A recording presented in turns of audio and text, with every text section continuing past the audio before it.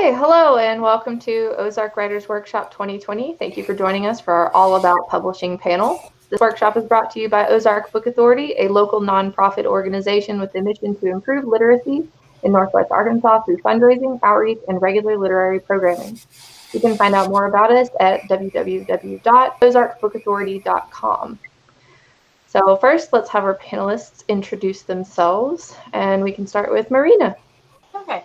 Hi, I'm Marina Lostetter. I'm the author of the Numenon series as well as the upcoming 5 Penalties series. JC? Hi, I'm JC Crumpton, and I am the author of Silence in the Garden, which is a paranormal history about the Crescent Hotel in Eureka Springs. And Peter? I'm Peter Biadasz. I'm working on book 19 right now. Book 16 was a book called Write Your First Book. I also own and president of Total Publishing and Media, which is an international book publishing company. In the normal times, I go around and teach the basics and seminars on the basics of writing, publishing, and marketing books. Now I've been doing a lot of that by Zoom. The company, we do traditional publishing, self-publishing, as well as subsidy publishing. And we do lots of author development work also. Cool. Well, thank you guys for being here and taking some time out of your Tuesday evening. Well, thanks for having us. Yeah, thank you. Thank you. So let's start with how you each have been published, because I know you each have very different publishing journeys.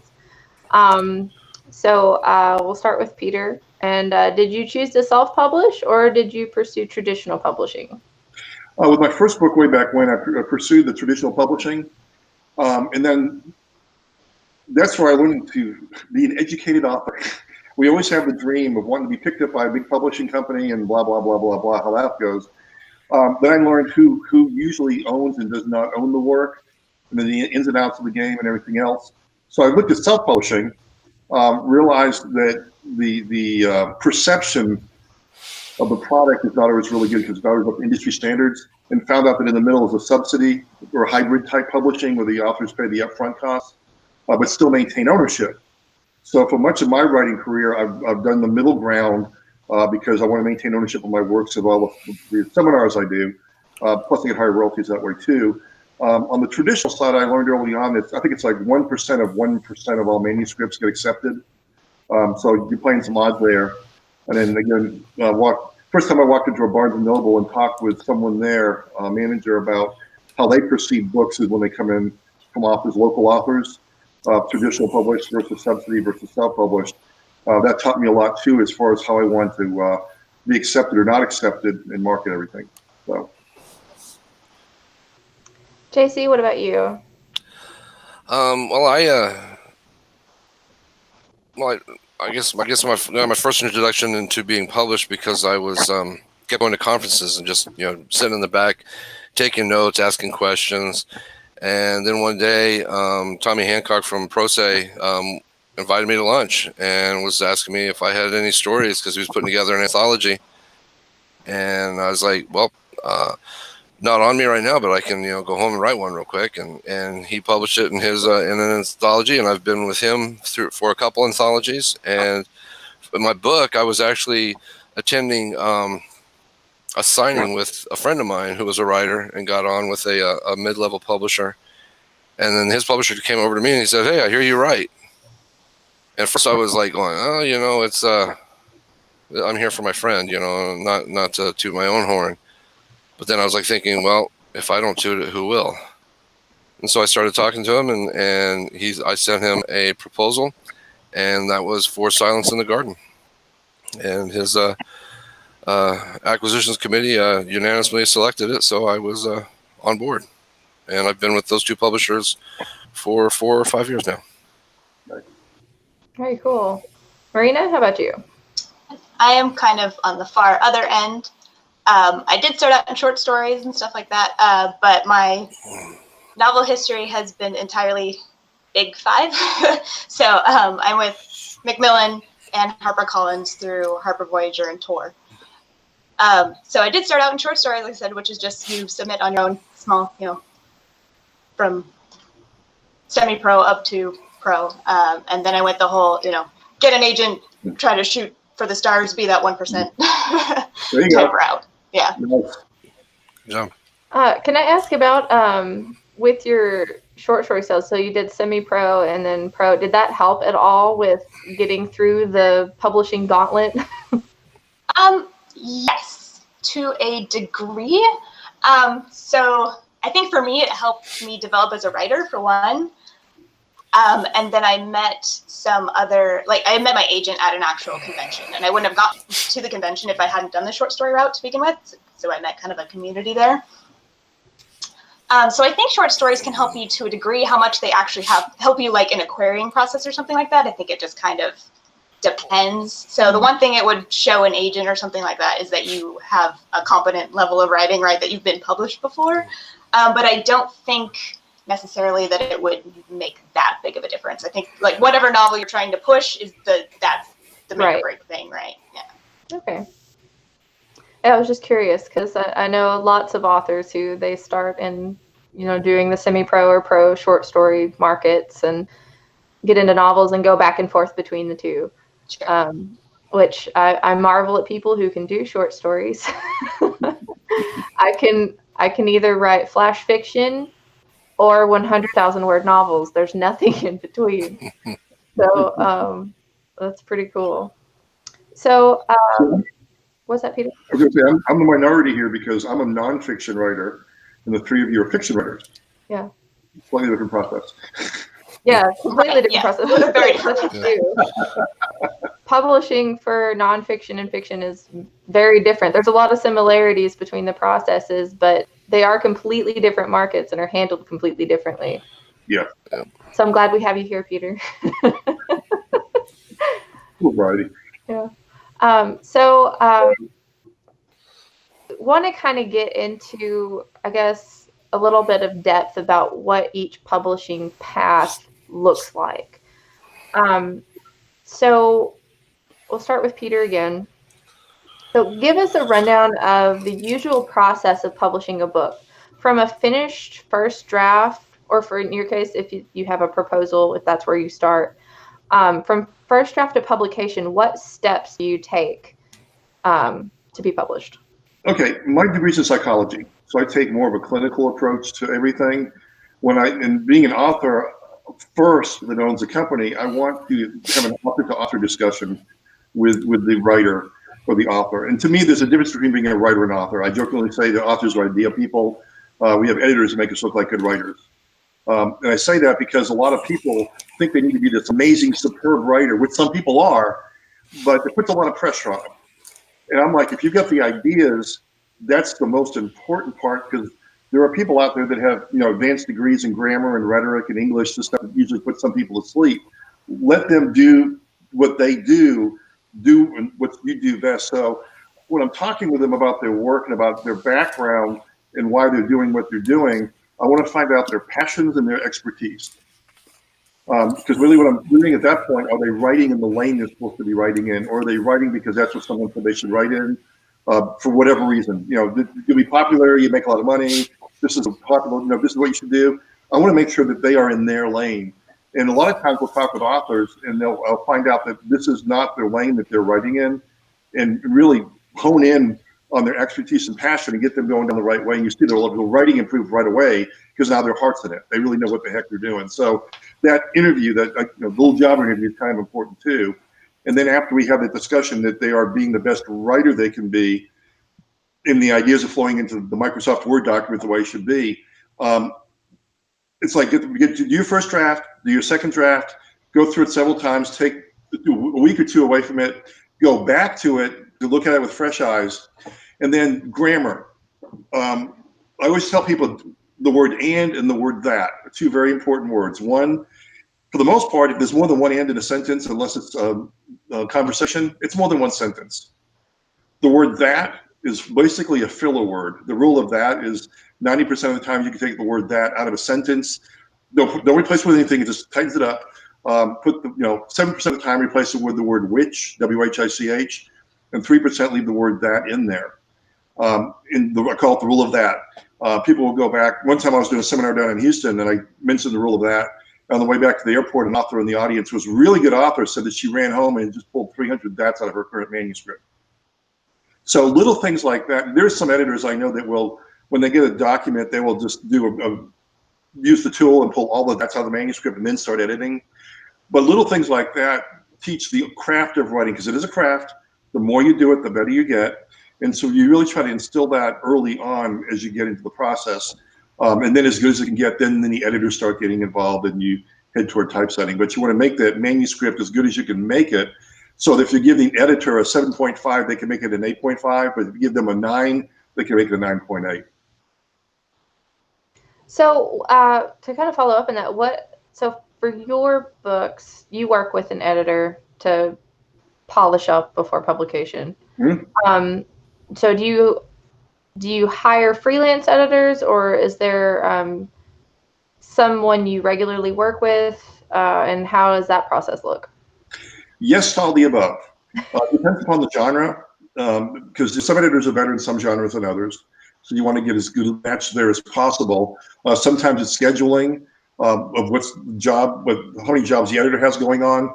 Sometimes it's scheduling about how quickly we do or do not need the job done. So there's a lot of factors involved by saying, okay, I have this manuscript, and here's the timeline, and here's my pool of editors, and that's the one, no matter what, or it's one of these three. It could go several different ways. Okay, that's interesting. So JC, what about you? So when let's say your next book or your latest book, from finishing the first draft to publication, what steps have to be taken to get there? You're muted, by the way. Yeah, I didn't want to, cough or anything and interrupt Peter, so I muted it. Sorry. Well, I have a book that I just got back from the publisher's editor, and it's about 180,000 words, science fiction. And right now I'm going through it. My editor is suggesting possibly splitting it into two, and I'm kind of resistant to that, but I don't want to seem to be, unappreciative or anything. So it's I guess it's tiptoeing through glass or something, or through eggshells. I don't want to get anybody upset, but I really don't want to split it up myself. But I'm about halfway through going through all the editing that she did, and the looking at and possibly making the changes that she suggests. I've been communicating with her, and possibly, I'm not going to really do this one. I think that this really needs to stay. It's a give and take process that I have found out. I don't know about other people's experience, but that's my own experience, that it's give and take. And it's probably going to be about another year before the book actually gets out. It's going to go to what they're calling a continuancy editor, to make sure that it's part of the whole, because I have a planned series, and I've had to give them the series idea from beginning to end, and they want to make sure that everything fits within that whole continuancy. So that's the next step of where I got to go. I want to piggyback off that if I can real quickly, because he brings up a really good point of sometimes there's a conflict between the creativeness and the business side of the whole thing. Yeah. Because this is a business. And one book versus two books, as a creator, I totally know where he's coming from. As a publishing company, you look at target audience, you look at sellability. There's a lot of factors involved. You start running the numbers, and so sometimes you do have a conflict between the artist and the business side. And for me, playing both sides of the fence, there are some nights I kind of argue with myself. I don't do it in front of other people, but there are some arguments there. Yeah, usually good not to argue with yourself in public. So people get the wrong idea. People in the white coats are coming. So, Marina, what about you? What does your whole process look like from finished draft to published book? It's pretty similar to what both fellows outlined here. So it goes first to my editor, who does developmental edits. So that's where they pick apart, story, character, etc., making sure that everything flows together and is all logical. And then after that, it goes to copy edits, which is kind of what JC was saying about continuity, making sure that, the character's hair color doesn't magically change in the middle, without mentioning that it's been dyed, or, suddenly you forgot about the limb they're missing or something like that, right? As you go. And then you do the actual copywriting steps to make sure that all the typos and things are gotten rid of. And then you do first pass pages, which are after the entire book's been laid out. You get a version of that layout to look at to make sure that, again, that just you're reading it in a new format and making sure that there aren't any strange mistakes. Like, it could be a mistake with the layout. It could be you've caught a typo that, passed the 10 other eyes already that have been on it, including yours 50 times, And then after that, you're done and it goes out to be actually published. So that's usually from when you turn in the first draft to the end of when the author sees it before it's a book. Yeah, one thing I always suggest is when you get to those steps there is have the author literally read the manuscript out loud. Yeah. Because the brain does fix stuff. You write after a gazillion eyes look over stuff. But if you read your manuscript out loud, if you flounder when you're reading, that's obviously a rough patch to look at. But then you'll find a lot of typos by doing that too. So Marina, you have a literary agent. And you're doing a video later this week about querying. What role does your agent have now that you have a published series? What role does your agent play in the whole process? So my agent has contacts in the industry and negotiating experience and selling experience that I don't, right? So he came with all that good stuff to the table. So right now, after you make your initial sale, then he negotiates the contract. He also helps make sure that there aren't any conflicts. Like if for instance, with JC and his current situation, if you were like, I just cannot get over this splitting the book up, and your editor was like, no, it really is, then, it needs to be done. The agent can come in and be kind of a mediator between those points. So basically, you don't really want to have a lot of points of conflict between you and the direct people you work with at your publisher, right? So your agent can take over on this. Like, lots of people get covers and they're like, oh no, my cover is terrible. And they can either, your agent could be like, no, it's fine. Like, trust the marketing department. Or they can be like, you know what? Yeah, let me go after this. And that way the author doesn't have to do that conflicting interface. You can do all of, the basic work and not have to do those kinds of more confrontational interfaces. Luckily, I haven't had a lot of confrontational interfaces for Dongwon to have to deal with. So that's lucky on my part. But also, when I come up with new ideas and want to try to sell a book on spec, so once you kind of get into the industry, start selling more books, you don't necessarily have to write an entire novel before you try to sell it. So I can work with Dongwon when I'm like, hey, I have this idea. Do you think my current editor or a new editor would like to see them? Should I be coming up with some pitches? And he can kind of like guide the direction of, help guide your career as well as any individual piece of work that you're working on. So someone who, they're an advocate and a kind of fighting for you when you need to be fought for. Right. Yes, much more succinctly put. Well, it's interesting because, like Peter does a lot of this himself. JC is direct with his editor and publisher, and then you have your mediator. And I know you work with your editor, face to face, so to speak. But you do have that mediator who can go between you. And just wanted to kind of ask about that and kind of highlight those differences there. And let me address that from the publisher side, because we deal with agents. And it's fun because the agents I deal with, they do act as an advocate. They're interested, not a disinterested third party. And they really have everybody's best interest in mind. And it's been kind of interesting because several of the people that these people represent, I've never actually met the authors face to face. We were talking about or anything like that, but some of the really good agents can present their cases very well to both sides. So it's worth to find a really good agent if you can. So, sorry, I'm thinking.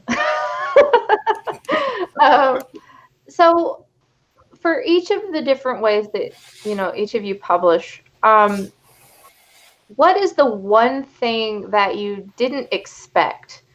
Because there's a lot of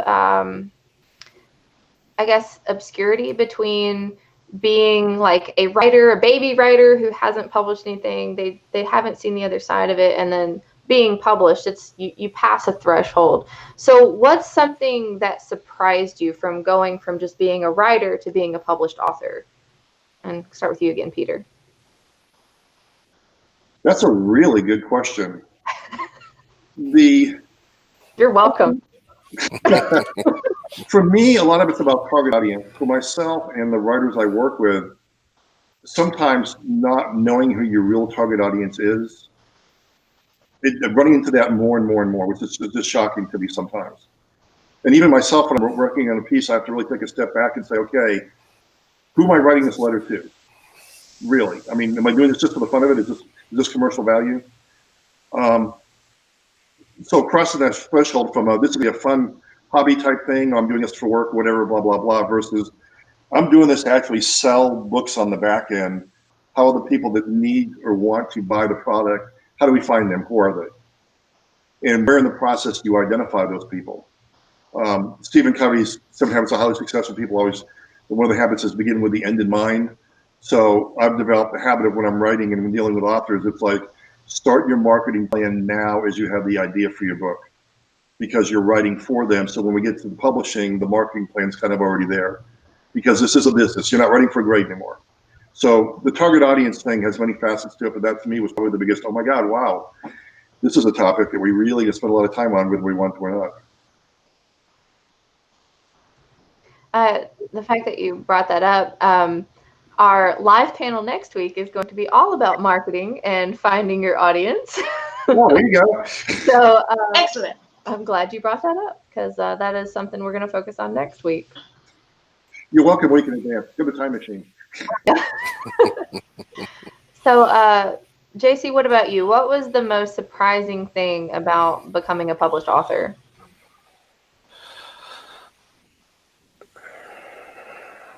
I guess it's just a culmination of what I've always wanted. I mean, I've wanted to publish ever since I can actually remember.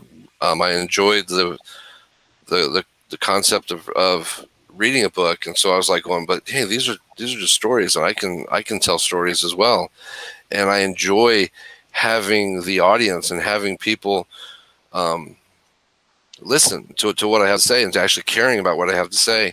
And I guess the biggest surprise about being a published writer is sometimes you'll be contacted out of the blue from someone that you've never even known, met, or anything, and they're like going, well, hey, I really like what you've done with this. And I mean, so to me, that's just like, wow. I mean, that's great. When I was in high school, I had this little sign on my door that I saw every day when I left, and it was basically said, let them know you've been here. So I've always had this thing. I don't want to be forgotten.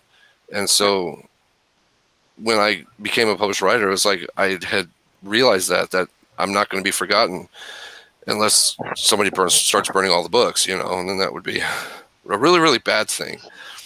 But that was the biggest thing was actually interacting with people that I don't even know. So it was the biggest surprise.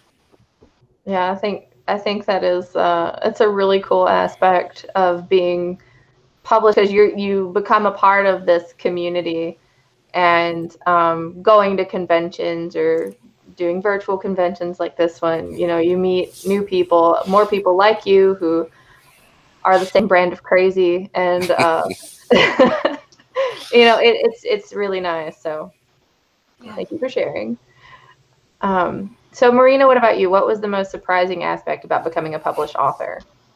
JC's was so nice, and now I'm just going to be like nitty gritty, which is like how much time you spend doing things that are not just writing and that you need to do, like from a business end, the marketing end, how much time it takes to actually like dig into some edits. And it might be different for other people, but for me, like my edits take forever, and it's like I can't write anything else while I'm doing the edits, and it's just like it's the thing I'm doing, right? And you're like, I want to be doing a new book, but I'm still doing this book, right? And then, and convention stuff, they're great, but they're also a lot of time that you're working, right? But it's not the writing part of it. So I think going in, me, specifically, and it might be other people, I had this concept of like, all you're doing all day is you're putting words on the page, and that's all you're doing. And that is actually a fraction of what you're doing when you get to past the initial I'm getting published stage. So yeah, it's funny because you think that once you're published, well, that's all you have to do now is write. Everybody else will take care of all that other stuff, and it's not true at all. Right. Yeah, there's so much more work. Yeah. There's a lot of gratification too. One time I was speaking at a university, and this student walked up to me holding one of my books and says, "Yeah, I'm from Dallas, and this is my dad's book. He would love if you would autograph it for him." Like you mentioned before, people you don't even know existed. You touch people's lives without knowing it. It's really kind of cool. Yeah, I kind of pulling all that together. I was at a convention, I think a few years ago, and I did a panel on something totally unrelated to my books. And I had a young girl come up to me after, and she had one of my books and was like almost in tears, so excited to meet me. And it was just like, I was almost in tears because she was almost in tears. And it was just like this beautiful thing. Meeting someone who had actually read my book, a complete stranger, not someone I'm related to. So, it's there's a lot of like really special things that can come about in like when you're at those kinds of conventions and you're out there being an author. Let me give you an ultimate story on this because I'm real proud of this one. And you just do things because it's the right thing to do. One of our authors is in the automotive industry. I wrote a hilarious book about the automotive industry. Ended up with 3 syndicated columns, was a featured speaker for all the big car shows out in Vegas. And had a podcast, and one time he called me and said, "Look, I'm thinking about selling my garage because I'm making more money doing all the book stuff. But I'm grease monkey. I like to be out there." I said, "Well, just give it time." Well, last year he had a heart attack. And I went to visit him in the hospital, and he said, "Thank you for saving my life." And I'm like, "What are you talking about?" He said, "Well, the doctor said I have to sell the shop now. I'm physically not able to do this anymore. If I didn't have this other life, I don't know what me and my wife would do." And I was like, "Whoa." So you just never know. Yeah, that is true. Yeah, that's one of the things is like, I don't know what else I would do if I didn't have writing. So I have jokingly say I have no other skills. So yeah, I think I'm okay at this because I'm not very good at anything else. Yeah, I've dedicated my entire life to this one thing, so I really hope it works out. Well, I'm actually on the other end of that. I had a career in sales for a long time because when my wife and I got together, basically she said that she didn't want to be the wife of a starving artist.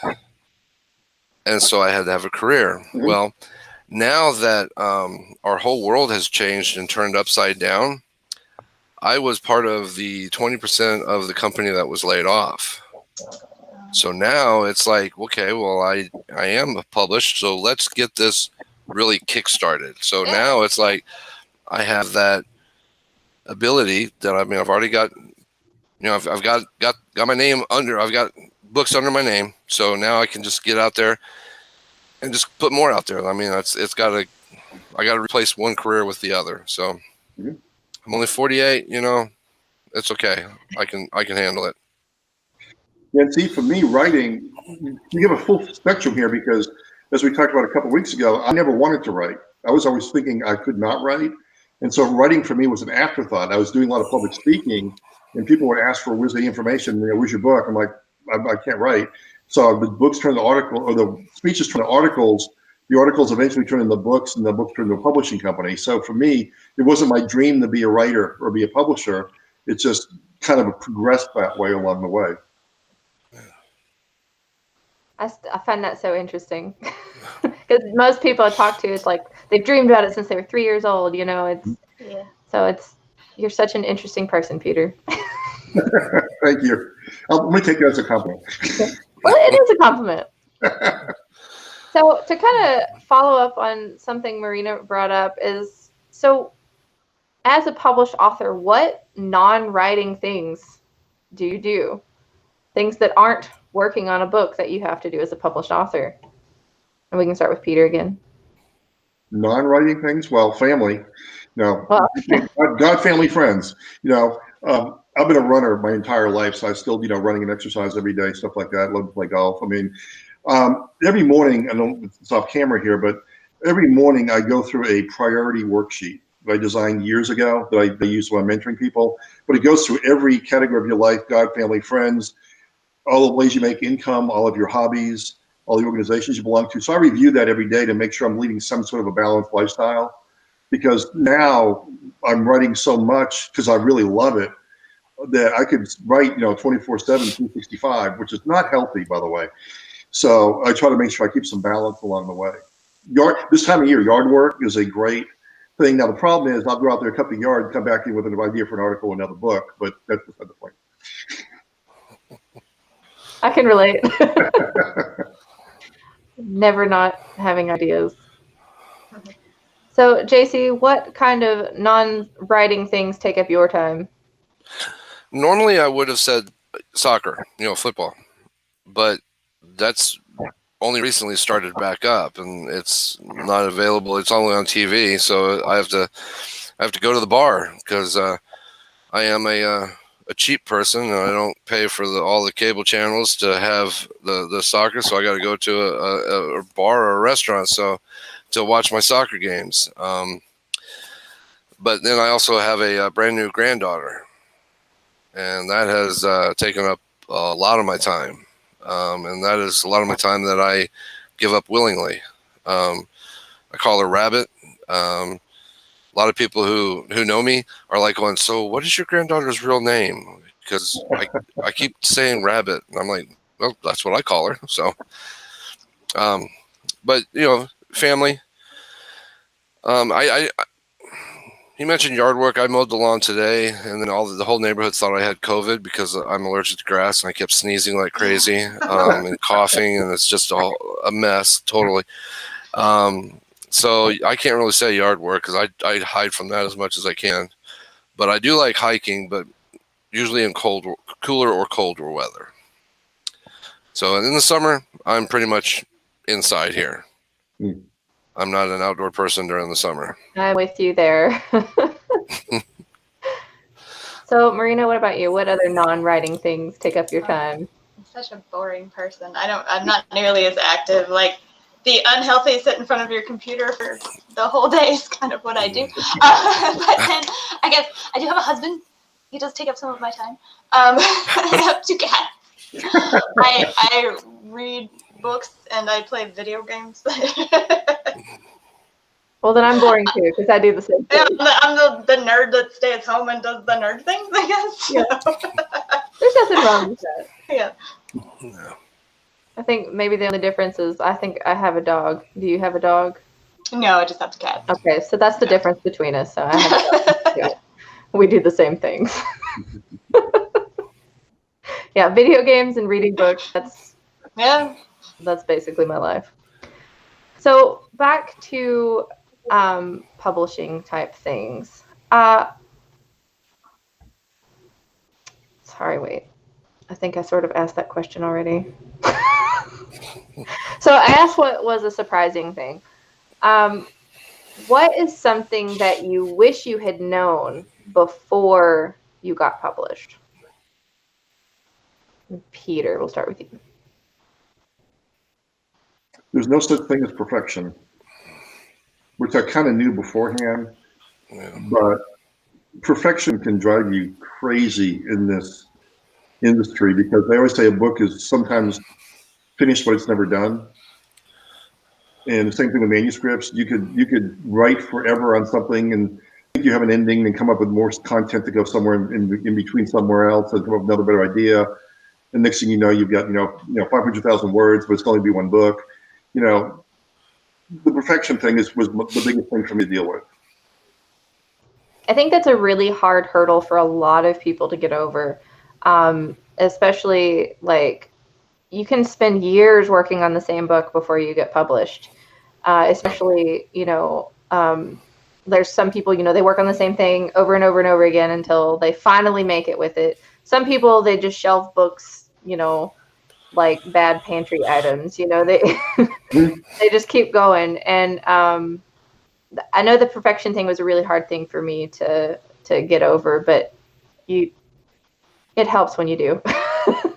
Yeah, well, my first book took 14 years. That's Yeah. how bad it was for me. But I jokingly say my last couple of books took 3 weeks. So you learn along the way.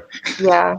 Well, it's one of those things. Is the first novel I ever finished, I clung to for 10 years before finally just letting go of it. Like, I had published other stuff, and that one book, I just could not seem to get it right, and I finally let it go. I'm still kind of sad about it. You know, I think it was Leonardo da Vinci who said, "Art is never finished; it's just abandoned." Yeah, that is. I feel like such a true statement. Yeah. Yeah. So, JC, what about you? What's one thing you wish you knew about publishing or the whole industry before you were published? That I shouldn't be afraid to show people my work because they actually want to see it. Yes. Publishers, you know, they do want to see it. I mean, you know, a lot of the publishers have, you know, what they call the slush pile and everything. But I mean, it's like they do want to go through it. They do want to find it. They do want to discover new and interesting writers. And so I should never be afraid of putting my stuff out there. If I think, well, this is a really obscure idea, who's gonna really pay attention to this? Somebody wants to see it somewhere, and you just have to find that person. You have to find that relationship. Mm-hmm. So I guess that's what I wish I had known, that I could have gotten out there a long time ago. So did you used to like either record your stuff for like thinking that no one wanted to read it, or for fear of someone stealing it? Afraid to show it. Afraid of failure / success. I have here in my office, I have a 4-shelf bookcase filled with notebooks that have completed or abandoned stories and ideas. So I never throw them away. I just shelve them. And I've been doing that since I was a senior or a junior in high school, actually. Just started writing and just putting it up on the shelf because I was like, oh, nobody's going to like that. Nobody really wants it, you know. So I was always searching for the perfect story or the next great American novel or anything like that. But it's like people want to see stuff, and that's what I wish I had realized.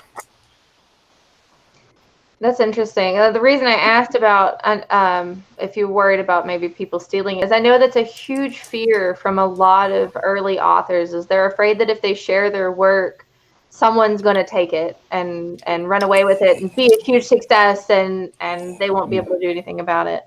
And that's largely not true. Right. You know, ideas are you know, with a dime a dozen, you know, ideas are cheap. And the hard work in actually turning those ideas into a book, I think, helps prevent idea theft in a lot of ways. Everybody has their own ideas to pursue. And most of the time they're not interested in stealing yours. But I just wanted to kind of bring that up because it's something I see a lot. I'm part of a lot of writing subreddits, and that comes up a lot. So to kind of piggyback off of what you said. But I think that's true, that fear of sharing for fear of success / failure, because what if they hate it, but what if they love it is a huge thing. Yep. I can relate to that. Well, my understanding is, and I'm not a lawyer, but when we write something and we put copyright 2020 in our name, we have a 2-year implied copyright. And so when you are creating something, you are leaving an audit trail. I was a bank auditor way back when. So you're creating an audit trail. So if you are taking care of your Microsoft Word, taking care of your computer, backing everything up, and then only showing the people you trust, if something happened, and within the industry, so rarely do we actually hear about stuff getting stolen. I mean, that's the other thing too. You know, I've been doing this 15 years and I've really not heard about anything being stolen ever. You know, so it's a rare fairy tale to a certain extent, but be secure in the systems you set up in your writing process. So when you do start going public, if something happened, you know that you're secure in saying, okay, this is mine. Here's the dates I created it, blah, blah, blah. And it has copyright on it, even though it's not registered yet. Yeah, that's true. It's copywritten the moment you write it. Yeah. At least in the U.S. Outside Right. the U.S., no idea. Yeah, that's a whole other topic. International law. That's a whole other topic. So, Marina, what about you? What's one thing you wish you knew beforehand? I think how much I'd like to have known how much hurry up and wait there is. Meaning, things happen extremely excruciatingly slowly, and then they happen very fast, and then they happen very slowly again, and then they happen very fast. And it's very hard to plan for those very fast moments. So, for instance, you might have like, all right, I've turned in my first draft, and now I'm waiting for my edits. And you're going to hear like, okay, like your editor's going to acknowledge that they have them and be like, this is my expected time frame. And then just expect that expected time frame is not going to be likely anything to do with reality because they got other stuff they got to do and other people are turning in shit late. Sorry, can I choose? How family friendly is it? They're turning in things late. So the odd time, they might be shuffling things around. It's a huge schedule with a huge number of working parts that are kind of unreliable parts. So you might be like, all right, I haven't heard from my editor for 3 months. And then suddenly they're like, oh, here's the edits. Please get this back to us in 2 weeks. And you're like, well, damn. But you got to do it if you want to stay on schedule. Other people, sometimes it's okay to throw the schedule out the window. Like, that's the secret, right? It's important to stick to the schedule if you can, but also, like, you always want to put out the best book you can put out, so also don't let the schedule dictate the quality. But anyway, so basically you can have long periods of, like, you're doing nothing related to that thing you're pretty sure you should be doing something on, and then it'll just creep up on you, and now you got to do it. So I think if I had, in the beginning, had a better sense of that, I would have been able to plan better for that. So just be aware. I'm going to go back on publishers on that to a certain extent. Because as an author, when I get the company, I already had 9 books out. So I understood the hurry up and wait and my God, what's going on. So I always give my authors assignments.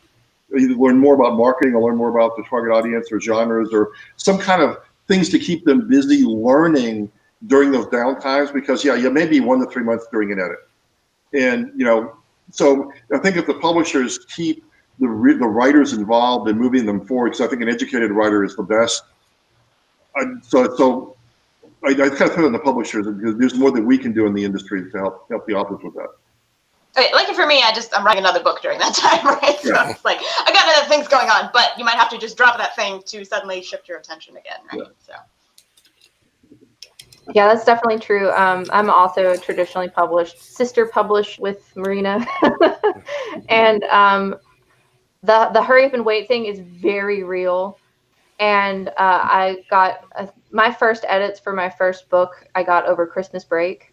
I had a newborn, and I was so terrified of like losing my contract, like if I didn't do the edits in the 3 weeks that they gave me. Which was not a real thing, right? Because you're not Yeah, going it's to not. Like, I was so I understand the fear, but it's not a real fear. Yeah.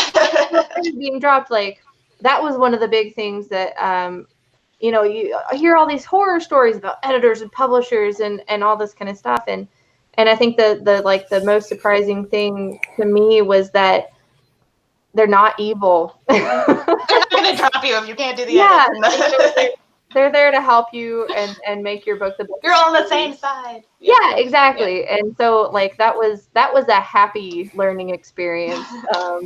Realizing that no, I'm not going to get dropped at the drop of a hat, and that no, they're not going to abandon me. And I even lost 3 editors over the course of my series being published, and they still kept me on.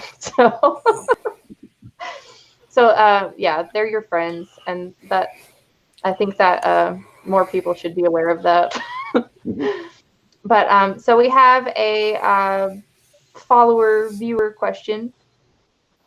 So if you have completed your first book but are unable to get it traditionally published, do you think it's better to self-publish or to write another book instead? And I feel like all the answers are going to be very different.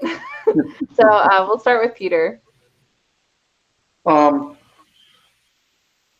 Really both to a certain extent, because writing's craft, the more you do it, the better you get. So working on the next project is not a bad idea. Plus, as you're talking with publishers, there's a difference between saying I have a book versus I have a body of work. It's more fun to promote a body of work than it is just one book. So you really have to do both, really talk to the publishers and keep on writing at the same time.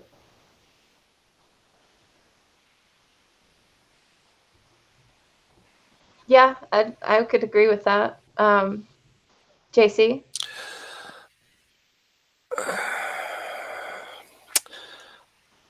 Well, it's like I go back to what I was saying earlier. It's like, somebody out there wants to see it. So if you've written that book and you've sent it to 5 publishers, send it to a 6th one. But while you're sending it to a 6th one, go ahead and continue working on the next project. If that book is actually part of a series, go ahead and start working on the 2nd book in the series and making sure that it works with that 1st book. But by no means, don't just give up. Keep looking. What did it say?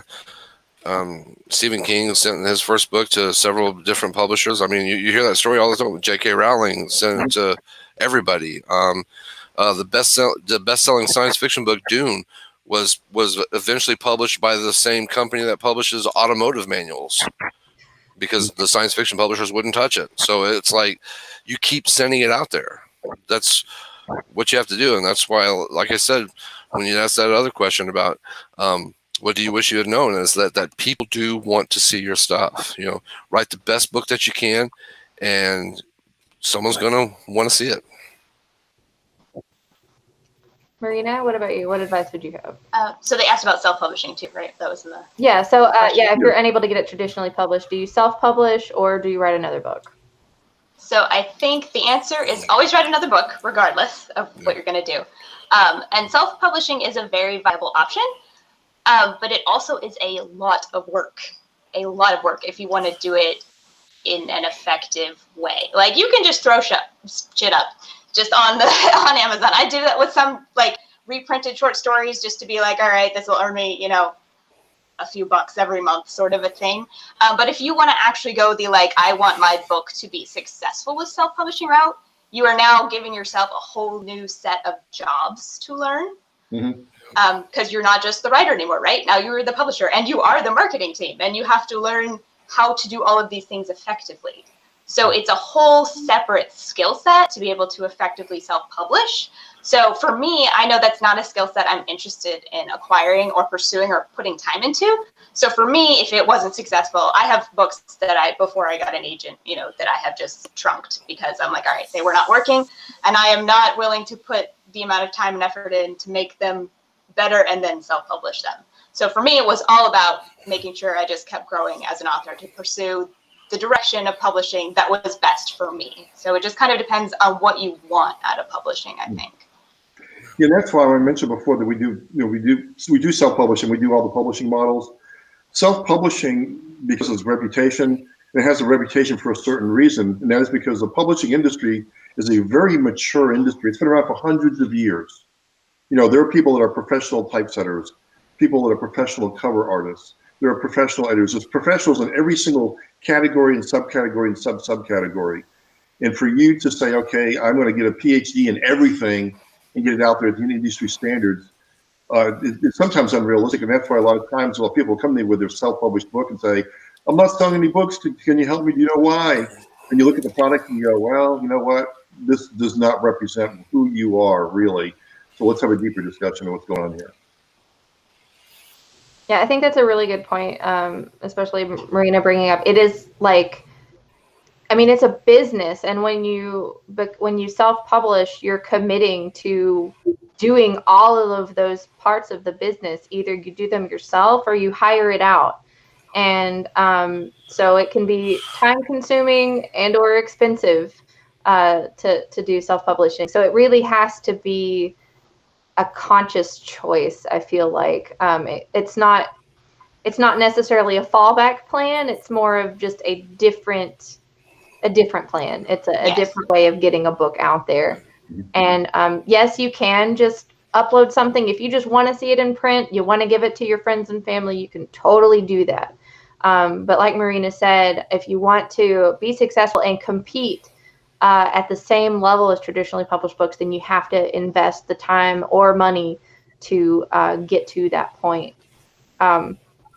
I'm speaking from experience. I was the author I wrote a book. I tried to get an agent with it. I didn't get any traction, so I self-published. And, it's hard. There's a lot you have to do with self-publishing, and this was back when self-publishing was easier than it is now. It's a much more competitive market now. But funnily enough, that self-published book then got picked up by traditional publishers. So the wheel, I guess. Which can happen sometimes. There's no one direct if there's anything that I hope people take away from this panel, if there's no one direction you yes, have definitely. to go. You can go all over the place and eventually end up where you want to be. Yeah. And there are lots of authors who they have traditionally published series, and then maybe they write something in a completely different genre or something that's really niche, and so they self-publish. And that's fine too. So it's there are so many different ways of publishing a book, and none of them is wrong. As long as you know there's a reason to do what you're doing. Yes. Just don't do it blindly. Yeah. It's doing things consciously and strategically, I think is important. At least in my mind it is. Yep, totally agree. Yeah. So one last question, unless we get any more viewer questions. What advice do you have for new writers who are pursuing publication? General advice. Peter. Learn as much as you can about the craft in the industry. Because it's, like I said, it's a very mature industry, been around for several hundred years. Lately, with digital technology over the last quarter century or so, has really changed the industry. It's changed not just the processes, but also the politics of the industry too. The more educated you can never be educated enough, because once you learn everything, it's changing tomorrow. Yeah, that is definitely true. Like I said, publishing 10 years ago was completely different than it is today. Amazon has changed so much in the way that we read books and purchase books and everything. And like I said, self-publishing 10 years ago was probably easier than it is now. Yeah, when I got the company 15 years ago, we used to do a lot of stuff with a company called Borders. Remember them? Yeah. I miss Borders. I really do. I do too. Yeah, they were great to us, but they did normal stuff, yeah. But yeah, I think that's really good advice is learning the industry is important. JC, what about you? What advice do you have? Just always remember to keep going.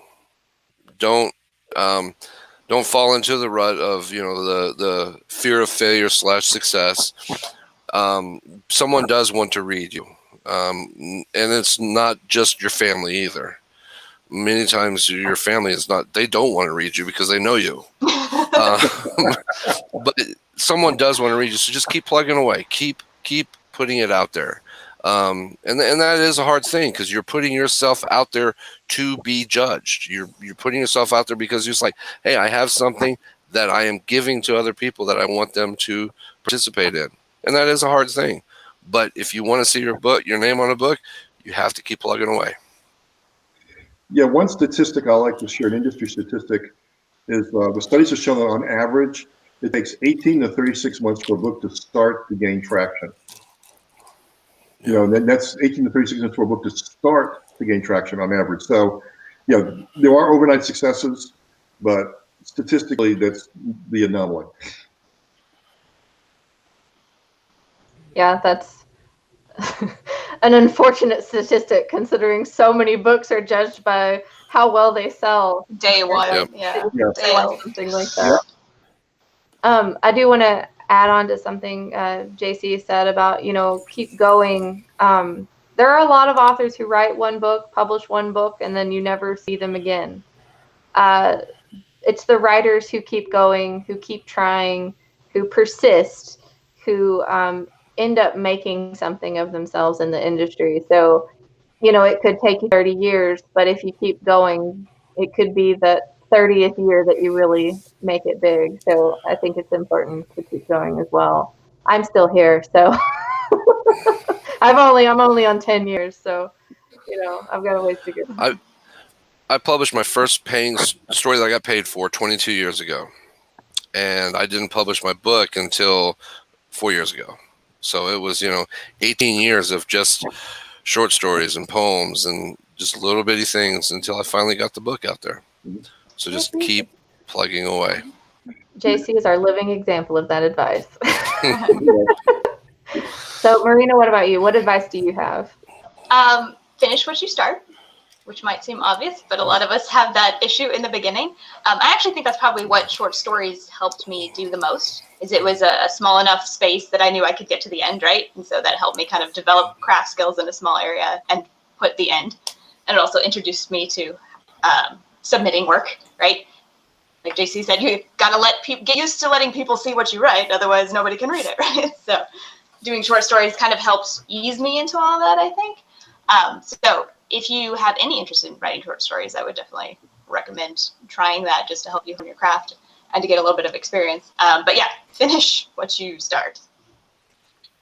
Now, did you say finish what you start because I told you I have about my bookcase that No. has 4 shelves of unfinished and abandoned stories? No, it's always good to have that. But eventually, someday, you have to finish.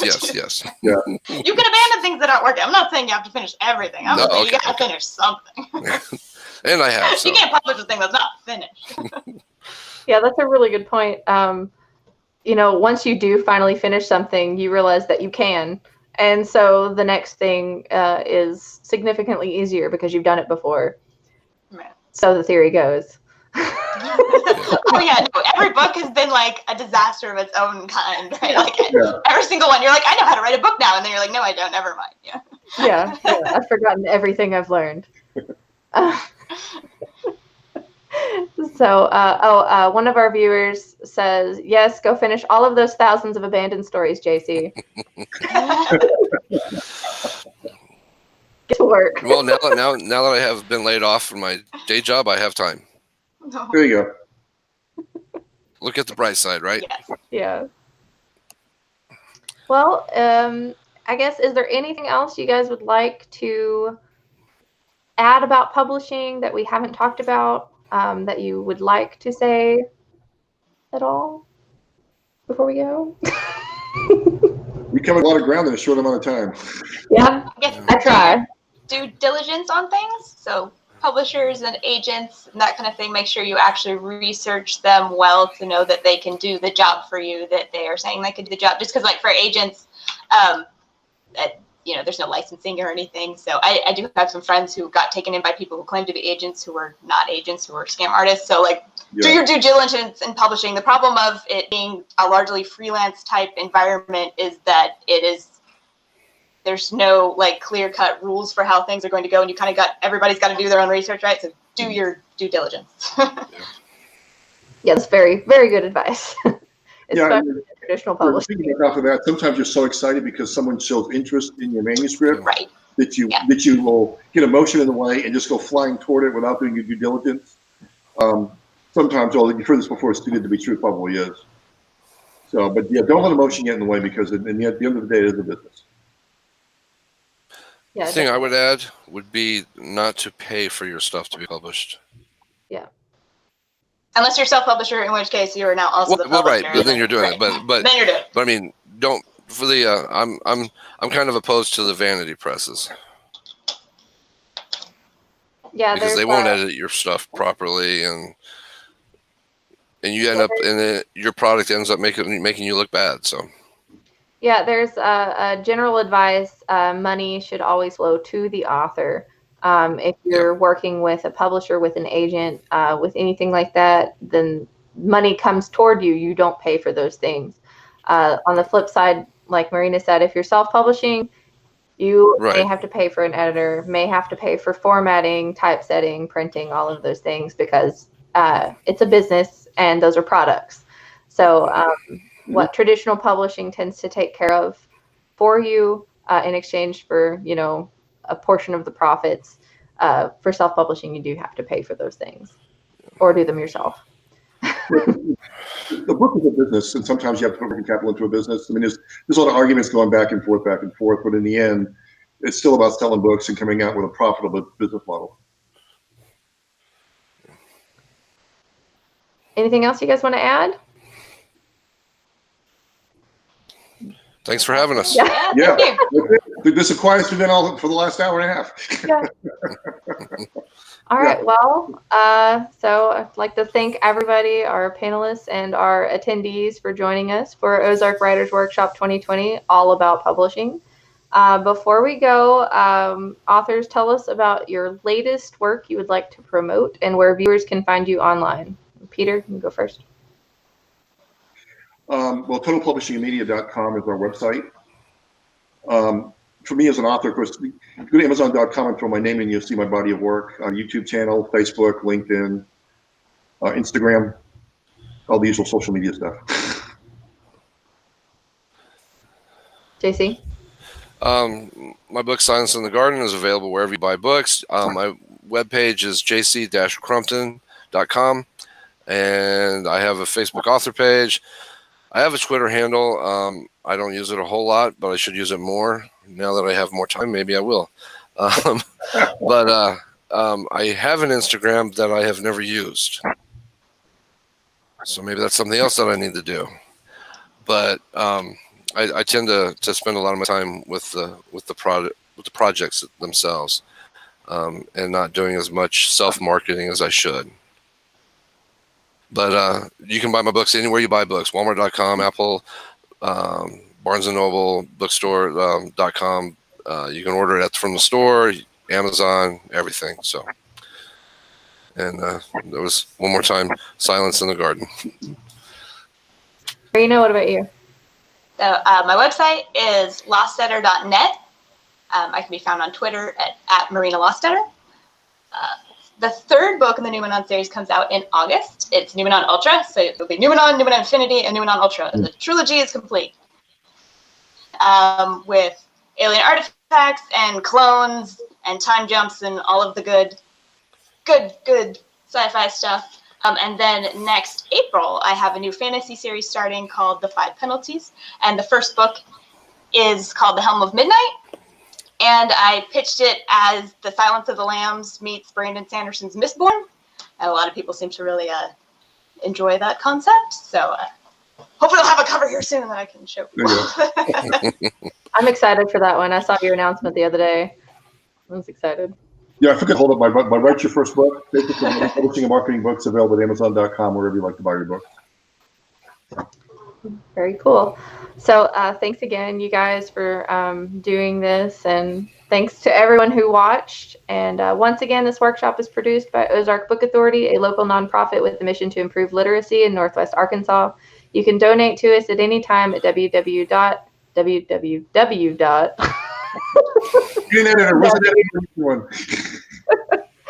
ozarkbookauthority.com/donate, and that'll help fund more events like this one. You can join us for our next live panel next Tuesday, July 28th at 6:30 p.m., and we will be talking about finding your audience. We'll be discussing marketing, events, and all that fun after publication stuff that we all love very much. So thanks again, and everybody have a nice evening. All right, thank you. Bye. This has been fun, y'all. Has indeed. Yes. Yep. Learned something from both y'all. Thank you. Thanks. I guess we're done. I guess we're done. Hopefully we'll see you guys again in the future at another Ozark. That's right. event. Yep. Have a good evening. Have a good week. Yep. All right, Bye, see guys. ya. Bye. Bye, Justin.